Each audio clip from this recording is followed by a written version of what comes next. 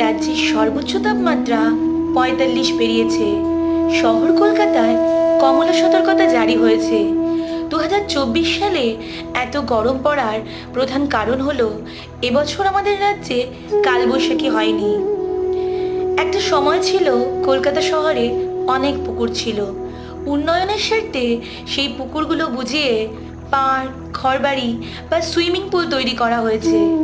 কালবৈশাখী তৈরি হওয়ার জন্য বাতাসে যে পরিমাণ জলীয় বাষ্প থাকার প্রয়োজন সেটা নেই।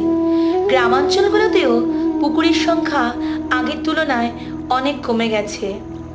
আমরা নিজেদের প্রয়োজনে একের পর এক গাছ কেটেছি, তার পরিবর্তে কোনো গাছ আমরা বসাইনি। শুধু নতুন গাছ বসালেই চলবে না, আমাদের নতুন নতুন জলাশয় তৈরি করতে হবে। সবশেষে বিদ্যুৎ অপচয়, জল অপচয় বন্ধ করতে হবে।